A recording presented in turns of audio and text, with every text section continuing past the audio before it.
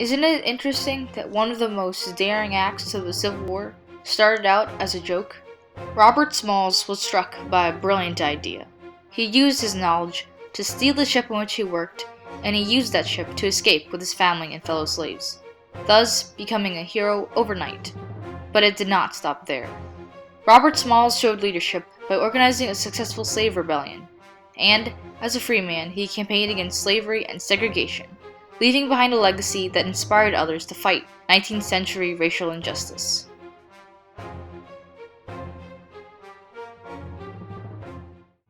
When Robert Smalls was born, slavery was still flourishing in the South. By treating African Americans as property, Southerners made great profits from the plantations that slaves worked on. The controversy over slavery had been stirring conflict between the anti-slavery North and the pro-slavery South for a long time. The tension caused by slavery led to secession and the creation of the Confederacy, ultimately leading to the Civil War, which formally began in 1861. By the end of the Civil War in 1865, more than 620,000 were dead, making it the deadliest war in American history. What Robert Smalls did for the Union during the Civil War made him a renowned hero of his time. Robert Smalls was born in Beaufort, South Carolina on April 5, 1839. Before he became a great leader, he had to labor as a slave for the McKee family. When his mother, Lydia Smalls, saw her son getting special treatment because of his status as a domestic servant, she made it her mission to make him understand the cruelty of slavery so that he would want to be free. She made him watch slaves being whipped, one time even taking him to the Beaufort Armory to witness the slave auction. When her plan worked too well, Smalls became rebellious. In order to prevent him from being sold, his mother convinced the McKees to send Smalls to labor in Charleston. While working there, Smalls acquired the seafaring skills that would later become vital to his success. His career at sea began with a job as a stevedore, loading and unloading ships. Eventually, he became a sailor. He studied the locations of channels, bars, reefs, bays, and inlets. He knew the tides and currents and learned to read maps, despite being illiterate.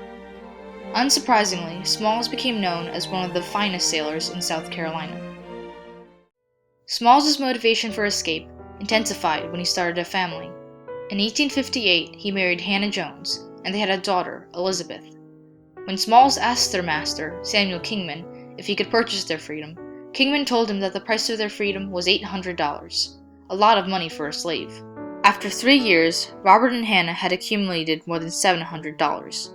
Despite their masters taking large portions of their wages. However, the plan had to be altered when Hannah gave birth to a son, Robert Jr.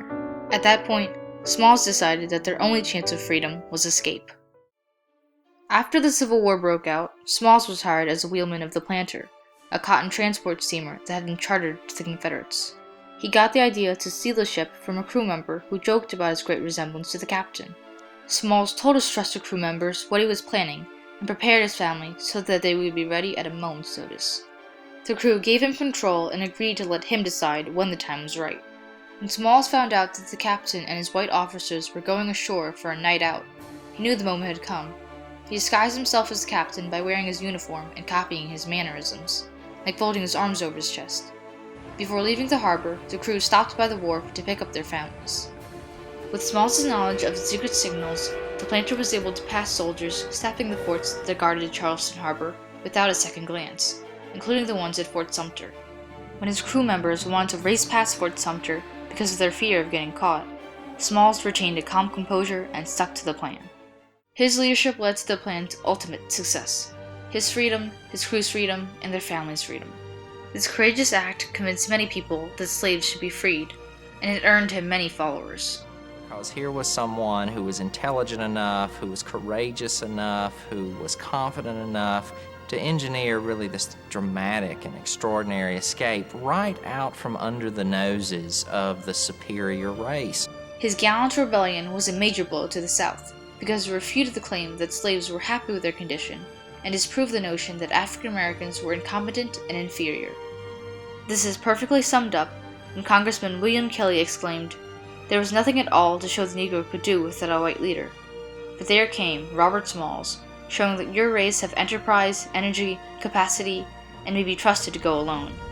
Smalls was a prime example of all that a black man could be. brave, resourceful, proud, and respected. Smalls' daring deed intensified the push for emancipation. People used him as an example as to why slavery should end. Subsequently, Robert Smalls' actions influenced Abraham Lincoln's decision to issue the Emancipation Proclamation in 1863, which declared that all slaves in the South were free. His valiant act in the Civil War made him a hero in the North. The blacks, and even the white people of Beaufort, South Carolina, loved him and looked up to him. Abolitionists used this admiration to their advantage. Smalls became a leader of the abolitionist movement, and he was sent to speak about the Union cause in the North, especially in both black and white churches. He asked for aid for the newly freed slaves in the South, and spoke of the rights that ex-slaves deserved. Stealing the planter was not the only time that he affected the Civil War. Smalls, along with a white abolitionist leader, discussed black enlistment with President Abraham Lincoln and his Secretary of War, Edwin Stanton. Smalls argued that slaves were prepared to fight for their freedom. He knew that getting people to believe in blacks' fighting ability would help them gain civil rights later. When they finally convinced Lincoln that it would be a good move, Lincoln gave permission to enlist up to 5,000 black soldiers. Black soldiers, who were organized into the United States Colored Troops, undoubtedly helped the Union win the war.